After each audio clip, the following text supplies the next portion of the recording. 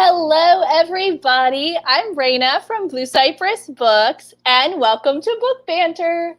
Today, I will be talking to Margie Fuston from her book, Vampires, Hearts, and Other Dead Things, comes out next Tuesday. So it's not quite out yet, but you can always pre-order it. We're going to be talking about that. We're going to be talking about vampires in New Orleans because her book, as you can tell from the cover, is mostly set in New Orleans. And I'm going to click the button here and invite Margie onto the screen. Hi! Hi! How are you this evening? I'm doing wonderful. I'm so excited to be here. Awesome. I'm super excited to talk to you about your new book. Yay! Yay! First of all, I want to say to everybody who's watching, if you have any questions or comments or anything, put them in the comments, whether you're on Facebook or YouTube, because those will show up here and we will answer your questions all throughout the episode this evening. So, first of all, tell me how exciting it is to have your first book coming out in 4 days. Oh my gosh, so exciting. I mean, because you know publishing, it's been 2 years exactly since it sold. 3 years since I actually finished writing the first draft. So it's been a while, so I'm very excited. It's this long journey. Yeah, I want it out there, out of my hands. Are you ready for that? Are you really ready to the point where you're just because once it hits shelves, it's gone. That's it. Yeah, it's not mine anymore. So I'm ready for it to be other people's. So Vampires, Hearts, and Other Dead Things. Give me your one paragraph. What is it? Tell us about your book. So it is about a girl whose dad is dying from pancreatic cancer, and she decides that her one last shot is to go to New Orleans and find a vampire so that she can become a vampire and then go home and turn her dad and save him from cancer. All right. And that leads her to New Orleans. Yes. Leads her to New Orleans. And we were talking before we went live here, and the term love letter to New Orleans feels like it's a little overused, but you can tell you truly love this city when reading this book. And that was one of my favorite parts, to be honest. I mean, I truly do. When I first had the idea for this book, I was like, okay, where's this character going to go to search for vampires? And New Orleans was the thing that just that was the city that kept coming to mind. I was like, yeah, it has to be New Orleans. But I had actually never been. I've always wanted to go. And so I went in a group chat with my friends and was like, okay, anyone want to go to New Orleans with me? And they were just kind of laughed at me a little bit. But one friend was like, yeah, I want to go there. And so a couple weeks later, I was really, I was I need to write this book. This is the one. I just feel like this is the book for me. And so I said to her in person, I was like, were you serious? Will you go with me? And she was like, yeah. and so we did. I didn't have the plot or anything. I just had this very desperate character that I couldn't get out of my mind. And then, it just kind of New Orleans just kind of sucked me in and was here's the plot as I was just walking around the city. So. And I find that so much, that's what New Orleans does. You come here to visit and there's 1 or 2 people. You've been here for a day, 2 maybe, and you're good. You've seen it, you've done it, you're ready to go home. Check the box. I've been to New Orleans, whatever. And the second group is here for a day or 2 and you never want to leave. you're here, you're in love, you're going to retire here, you're going to sell all your things and move here, you might never leave. Like there's, you're in one of those camps. And those are the two types of people really that come here. And I feel like you might be more of that second group there. I definitely have said out loud many times, like, I'm going to retire in New Orleans. Like, that's where I'm going. Yes, for sure. So Victoria and her dad, they, in your book, they watch vampire movies together a lot, before his diagnosis and then also through, his illness. Do you watch a bunch of vampire movies? I do. I mean, yes, I watch. If there's a vampire in the movie, like I'm there for it. I'm gonna watch it. I don't actually rewatch a lot of shows or movies, but the ones that I do are, The Lost Boys, Underworld. The Vampire Diaries is probably the only show I've ever rewatched more than one time. True Blood, I've watched that one like 3 times. So it's those movies that really draw me in. Yeah, and I don't know what it is about vampires. They're enough like us to be like, you can understand them and relate, but then just enough like, it's not like being a superhero. Like I can't be Iron Man, but with just a few little tweaks, I can be a vampire. And you get a lot of these like same superhero type skills, but if for reasons feels more believable, I don't know why. Yes. It does feel more believable, and like, that's why, like,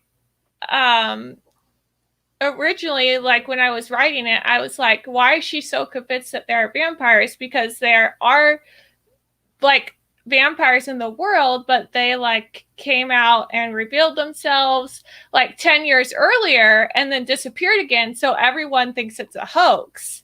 A lot of people think it's a hoax, but she's one of the people who really believes that it wasn't, that vampires are real.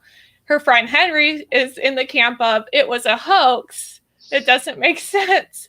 But like, I did a lot of research ahead of time, and like, there are a lot of people online in the comment sections and message boards, like people in our world that believe in vampires. So I just found that interesting, that this could be something that someone fixates on and could kind of show her desperation. Absolutely. Like I feel it, like it's so easy to play into that. Yeah, that desperate need to save someone, and with her dad is so sick that she's like just pulling at straws. And you do that. And it just so happens in this world where that vampire straw could be more of an option than it is for us. I could easily see myself going, well, let's just try this one. Let's just try for vampire and see how that works. Yeah.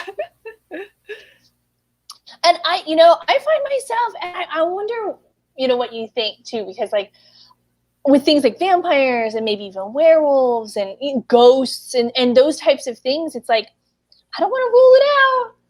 Like aliens, like there's not a ton of proof of any of these things, but at the same time, it's just close enough, like just believable enough. Bigfoot, like those types of things where I'm like, I'm not gonna. I'd be hard pressed to say absolutely no. Yeah, I'm the same. I'm the same type of person. Like, I'm not gonna say absolutely no that there are no vampires, because like, how can I possibly know that? I could say that I did a lot of digging and looking when I was researching, and I didn't find any. Otherwise I wouldn't be sitting here in the sun. But right. But yeah, so I'm the same. I don't, like, sometimes my little nephew who's 6, he'll ask me like, do mermaids exist? And I'm like, I don't Please know, don't kid. put me on the spot. Yeah, don't put me on the spot with this, especially if it's like your nephew, because you're like, ooh, I don't know what to say to you because I don't want to get in trouble with my sister. I have a nephew too. He's about to be 8. So similar. Like, I'm like, I want to tell you what I want to tell you, but also like my sister, I'm like, why did you tell him mermaids are real? I'm like, well, I mean, I don't know. Wouldn't it be cool? Like, I just said they could be. It's not my fault that he went with yes. Yeah. Yeah, I started something now because anytime I say something's not, he's like, well, you don't know. And I'm like, oh. Mm-hmm. Yes. And you don't know you've done that until it's too late. It's too late, yeah. They come back with, well, you don't know. And like, oh, I walked right into that. I built that hole myself. I just dug it. And he went, hey, there's a hole. And now you're in it. Okay, cool. And you said that you're up in Northern California. Are you like redwood country up there? I'm not in redwood, more like pine tree, oak tree country. Okay, so do they have, is that Bigfoot country? Because I know like Washington, Oregon woods, that's Bigfoot country. I haven't heard of any Bigfoot sightings in my area, but you know what I didn't know? Like a few weeks ago, I was in Blue Ridge, Georgia, visiting family, and there's a Sasquatch museum there. And I was like, what? It was in the middle of nowhere. You're driving down this little highway road through the mountains, and then there's this little valley, and there's a Sasquatch museum. And it's like coming up, 1 mile, half a mile, and then there it is, and then that's it. And it's just this little... Did you go? Because that sounds amazing. So here's the thing. I wanted to go so bad. But it's like me, my mom, my sister, my nephew. It's like the whole family, we like rent this cabin. And I'm like not going to take half a day out of the 3 days I get to see my family in the last year, right? Because of COVID. Yeah. To be like, I'm sorry, y'all. I'm out to go to that little Sasquatch. And none of them are going to want to go. So I have restrained myself from going to the Sasquatch Museum 2 years now. But one day. That's willpower. It's willpower, right? I did buy, in the little downtown, they must have like a club or sightings or something, because there's souvenirs. Like I did buy magnets and stickers with Bigfoot on them and the name of the town. And I'm like, I didn't even know this was a thing in Georgia, but that's amazing. It is. What I will say, like here in New Orleans, we just have people, I don't know, we don't have there's no vampire. It's weird to say a vampire sighting, like it's Bigfoot. But there is a community of people here that really do, they live in a vampire culture. We do have a lot of that with the history, and there's so many like legends that are around vampires. And then you bring in Anne Rice and, Interview with the Vampire. And right there you have, I think that like her books and the movie really just solidified that sort of that like sort of legend history that was happening here with modern pop culture. And then it's just like never separated. And that's 30, 40 years. Oh my gosh. I'm not sure when Interview was published. I got to look it up now. When Interview with the Vampire was published, because I'm not 100% sure. 76. Oh my gosh. It's older than I thought it was. Yeah. Yeah. So we're looking at 40 plus years of that, and then the movie came out in the 90s. So that's happening all the time here. So tell me about like, what's some of the research that you did for? Oh yeah. So I wanted to have like places in mind, like, cause when I was going, because she was, has like, 5 days, I think, for the trip. Right. So like she wants to have like a game plan. So I was like, okay, so if I'm going to New Orleans and I'm looking for vampires, where am I going to start? What's going to be my first move? So I had done a lot of research into like the myths and the legends, and like the places you would go to if you were hoping to find a vampire. So that's why like one of my first things I did there, which was one of Victoria's first things, was like going to the Ursuline convent, you know, because there's the rumor that they still have vampires in their attic locked away. So I went there, and it's a museum about the nuns. So it's kind of funny because I went with my friend. We walked in to get tickets, and there was like an elderly lady there selling the tickets, and she looked at us and she looked at me and she was like, "This is a museum about the nuns." And she said, "There's nothing paranormal here. This isn't a paranormal tour." Oh my and gosh. I was like, okay, I'm giving off some kind of like, I want a vampire vibe. Like she could just sense it coming off of me or something. That's so crazy. But like my friend is actually an Episcopalian priest, so she was like, "I'm interested in the nuns," and I was like, "Me too." Like, I'm not here for what's in the attic. Just ignore me. It's fine. So, that's so crazy. Like, yeah. So I actually like got to kind of use that experience, and I kind of like gave that to Victoria and Henry in the book. Like they have a little run-in. You absolutely did, and that's funny because when you write it in the book, I took it because they're teenagers. They're like 18, and what would two 18-year-olds care about this type of museum? So that's what I thought. But oh my gosh, I can't believe that actually happened to you. Yeah, so that actually happened, and I don't know what it was about me that was giving off the I'm actually here to look for vampire vibes, but apparently I was. Oh my goodness. So, when you came to visit, did you stay in the quarter like they do? I did not. I actually stayed in the Garden District, and then I rode the streetcar down to the French Quarter every day. And then actually, the second time I visited, I did stay in the Quarter. So I've been twice. Once before I wrote the book, and then I went back after I wrote the book, like the next summer, when my book was actually out on submission. I went back because I wanted to just see those places again, like after having finished the book, you know, maybe, you know, look for those details that maybe I missed the first time that I could add in, you know, if it sold and I was doing more edits on it and stuff, because I really, really wanted to do justice to the setting because I was just so in love with it that I was like, I have to pay attention to these details. I have to get everything right. I have to make the reader feel like they are there too. And so you do. Yeah. You do. Oh, thank you.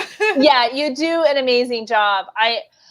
It's rare that you read a book from somebody who isn't from here, and they nail it in a way that I think anyone who wants to visit here who has ever visited here will absolutely relate to everything that Victoria and Henry do here, and like that where they go, what they see, what it smells like and feels like to be like in Jackson Square and these, you know, throughout the city. I was really like, I hate to say pleasantly surprised, but yes, the truth of the matter is that if you live here and you read a book written by somebody who does not live here, you're instantly looking at it going, okay, what are they going to get wrong? I mean, that's what you do. What are they going to get wrong? And you nailed it. So thank you. Because that was my fear. I was like, this is just like such a like rich, vibrant, like very specific place. And I was like, I need to work my butt off to make sure that I'm doing justice to it and doing right by it. And so like hearing like someone from New Orleans tell me that I did it, I'm like, yes. You totally did. So you were saying that you do like vampire movies. What's your favorite vampire movie? Oh man. or TV show? I mean, do both. Okay, I love the Vampire Diaries. I love that show.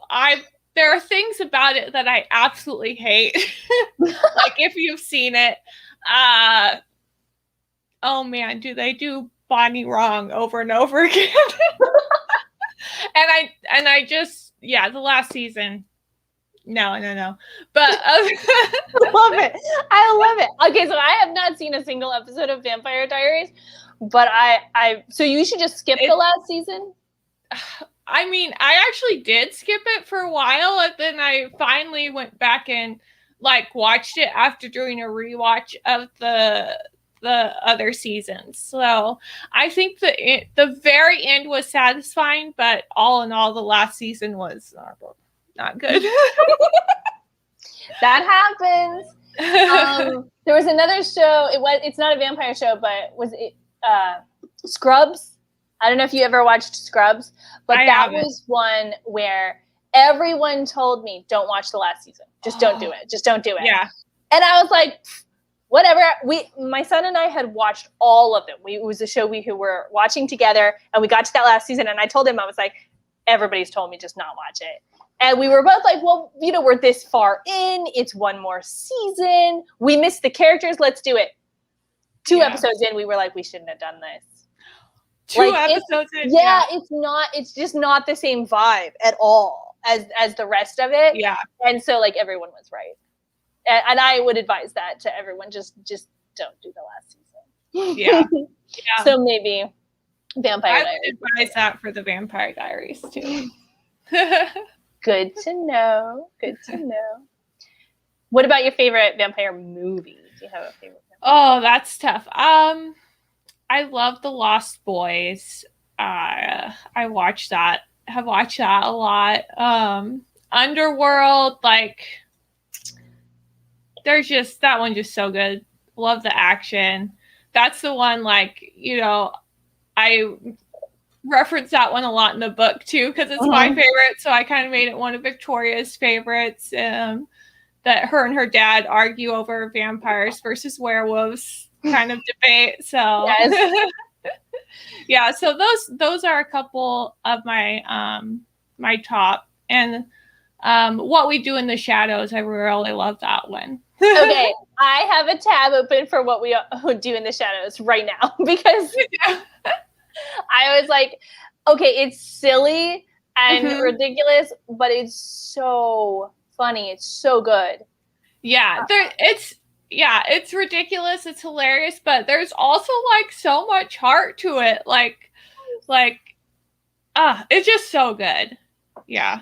I love shows like that where they, the characters they come off initially as very flippant or like, when they don't care about anything, but by the end of like every episode, they care about each other. They stick up for each other. They look out for each other. Yeah. Even though they're like heartless vampires who've been alive forever and whatever, they don't care about, I do feel bad for Guillermo though. Yeah. if he doesn't become a vampire by the end of that show, I don't know. Like that needs to be like the climactic ending, very, very end, whatever. Just draw it out all the way. It's gonna get canceled. They're gonna do one last few episodes just to wrap it up, and that's the end. Then it'll happen. There you go. That's all I need. Don't need to see him as a vampire necessarily. Just need to know that it happened for him because he deserves it. He absolutely deserves it. So let me pull this open here. What do you feel like, what's like the most surprising thing to you about like getting your first novel out there, like this publishing process that, you know, you kind of mentioned. It's like 3 years ago, you finished it. 2 years ago, you know, you started the process. Like, what piece of it sort of took you by surprise, if any of it? I mean, I will say that in talking to authors and doing shows like this since COVID started, like similar things, that I learned a ton of things. Just the timeline in general was very surprising to me. Yeah, well, I think that I was kind of lucky. Like, I have a good friend who like published before me, so like I kind of watched her go through everything. So like I don't know, I kind of knew what I was getting into in terms of like what happens, how little control you have over everything that happens, how long everything takes. But yeah, so I can't say there was anything I was particularly surprised about, but I mean, I guess, you know, the 2 years did go by fairly quickly. So I'm kind of shocked that I'm sitting right here and it comes out next week. So it seems like a long time, but it actually like it went by really fast because you're kind of doing a lot of stuff. You got a million edits to do. So it just kind of, yeah, it goes by pretty fast. That's a pretty impressive thing to say, considering COVID took like a year of that. Yeah. I suppose, though, you didn't have a lot of other things getting in the way of those edits. If you know, things are shut down and you're not supposed to go anywhere anyway, you're like, oh. I didn't have anything else to do but, like, you know, tweak this book, so. Oh my goodness. So talking about things you didn't have a lot of control over, is that your title? Like, what was your original title? That is my original title. Yes. Yay! So that title actually came to me like immediately. I had that title before I ever wrote a word of the book. I had the title before I went to New Orleans. Like, I was like, oh, this would be a great title. And I was like, let's build a book that fits that title. I love this method. This is a great method. We just come up with a title and then build it around that. Yeah, either I come up with a title and it's like a book snaps into place that goes with that title, or I cannot find the title. So I only just now announced my second book because I've been trying to get a title for that one forever. So those are your two options. Yes. So either it's there or it's like months. I love it. I mean, most books, a lot of times I've heard from authors that, you know, it's one spark, it's one idea, you've got one little bit, and that's what allows you to expand. So you get a title and you just sort of keep going. Yeah. So sorry.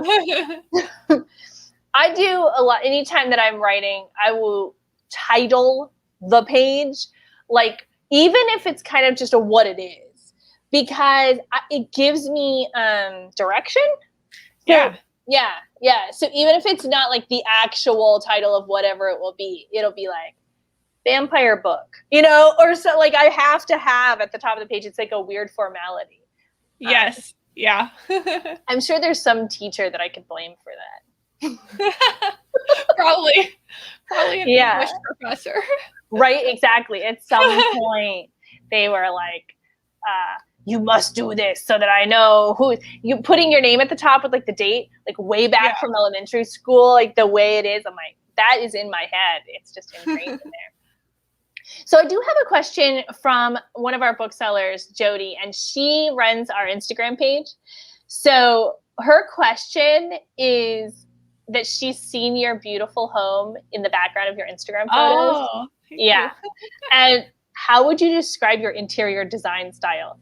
And I told you earlier, I love that chair that you're sitting in. So that gives you an idea, everybody. I would call it cozy, eclectic. Like a cozy. Actually, Kirkus called my book charmingly eclectic. And I was like, that's how I would like describe my house decor. You should describe, your home decor and your book is charmingly eclectic. Yeah, and my house actually like kind of matches my book. The pink on the cover, like I have like my fireplace trim painted pink. So and then like I don't have the hard copy, but the color of the hard copy back is like the exact color of my bedroom walls. Oh, nice. So it's like, Yes. it's that color, like pretty spot on. Yeah, I love that. Like, okay, so do you think that the marketing team at Simon was like going through your Instagram like Jody did? She's like, oh, wait, like this color is good, that color is good. We put a chair in the front. There's a girl in it. Done. Let's give her a book that matches her house. Right? I wonder so much, like being a bookseller and being in a bookstore, constantly seeing all of these new books coming in, like what it's like to be at that table, or just that one guy. I don't know if it's just one person sitting at a laptop designing a cover, or if it's like some sort of committee situation, but it's probably a little bit of both depending on what the book is. But like how they decide on different things, like some are really obvious and other ones are like, okay, here's some flowers and a title. Yeah, I feel like I really lucked out with the cover. I absolutely like love it. And I think it fits the book really well as well. It really does. It really, really does. And if you're from here, you can definitely, if you've from here or you've ever been here, you definitely recognize it. But I feel like even if you're not that familiar with New Orleans, it's interesting. It's got all, like, you can see the mausoleum's back, it's just a really intricate cover while still being like easy to spot on the shelf. Like, and you win the the book cover lottery. Yes. Absolutely. I'm going to put a link to your Instagram because I can see you guys watching. And if you have any questions, you can type them in the comments and we will answer your questions. You could also just tell us where you're watching from, because that's always fun to see where everybody is watching from. But here is Margie's Instagram, so that you also can see that her house matches her book cover. Yes, I'm waiting for my hardcover copies to come so that I can like pose it with my wall in my bedroom. I can't believe you haven't gotten them yet. That's crazy. I know. I'm gonna go, like, my mom like called me and told me that she had the bookstore that she pre-ordered from called and told her that she could come get it, and I was like, oh, okay, well, I'm gonna drive up and get it for you because I don't have a copy. Yeah, we have ours at the bookstore, but since it's not out technically till Tuesday, we usually don't like. Yeah, so I think we could maybe possibly, but it comes out on Tuesday, so it's more fun to like include it in your new release Tuesday post. Yeah, and get all of that. We keep a little stack of like the brand new books every Tuesday when they come out up near the register, so you can like just walk right in and see the books that we have in that just came out this week, because that's a question. What's new? Well, here's the stack. That makes it easy. Yeah. Absolutely. So do you have a trip to New Orleans? Do you want to come back to New Orleans? Do you have a trip to New Orleans? Oh, I definitely want to come back. Like as soon as possible. Like it's the kind of place where I'm gonna come like any chance I get, Yeah. Yeah. Yeah, I'll definitely be back for sure. Are you still like laying low with COVID? Like, are you going out and about at all, or? I'm still laying low. Not really traveling at all, but dreaming about traveling. Right? Yeah. I haven't planned a real trip The only thing that I've planned is that I told you I was in Georgia with my family at this cabin because we hadn't gotten together in over a year. And so we did our thing. We rented a cabin in the middle of nowhere. And then they come up from Florida. We go over from Louisiana. And we kind of like are able to see each other and then like go back our separate ways. And so it's just really us. We don't really get out and about with people that much, which is another reason I should have driven by the Sasquatch Museum and not gone in. So yeah, I did. So Hope is watching from Austin. Hi, Hope. And she's scrolling through your IG photos as we're talking. So now she also knows what the inside of your house looks like and that it matches your book cover. Yay. And the internet is weird like that. I'm so glad that people like my house because I'm just like, this is just like a random mix of things I like. It's so true. And you don't realize like what anyone is going to gravitate towards. I've taken pictures and posted them, on my Instagram and stuff. And people will say something about like what's hanging on the wall behind me. And I'm like, but it's about this book. The post is about, the post is supposed to be like about the book. And they're like, oh, look at that little cat. And I'm like, well, okay. Thank you. Thank you. Thank you. I didn't even realize it was back there. So that's always fun. So do you have any in-person events at all booked for your book? I do not. I thought about it, and then when the Delta thing started ramping up, I was like, maybe next time, maybe next year, I'll have an in-person event. But you've got it for the paperback release. You're just gonna go all out for the paperback release. Yes, exactly. Then I'll have a big to do. Right? Okay, Hope loves your hedgehog mug. Oh yeah. Me too. I love it. You're like, so do I. Oh, speaking of hedgehogs though, check this out. I actually have a little hedgehog. Oh my gosh, that is so randomly I have this on my desk. So I just love hedgehogs and I have no reason to. I just think they're adorable. I always wanted a pet hedgehog. Like, I don't know why, but probably from the age of like 12, I just wanted a pet hedgehog. And as I grew up, I went, well, that's just a difficult animal to keep track of. And like, you shouldn't ever get one of these. But I still like, yeah, they're just so cute. Like, I have a bad habit. At least when I was younger, we had some hamsters. I could not keep those hamsters alive. As an adult, I've had some fish. They did not make it very long. So I feel like anything smaller than a dog or cat is probably a bad idea. Yeah. Yeah. Do you have any pets? Yeah, I have 4 cats actually. So I'm definitely a cat person. And a fish. I have a fish that remains safe from the cats.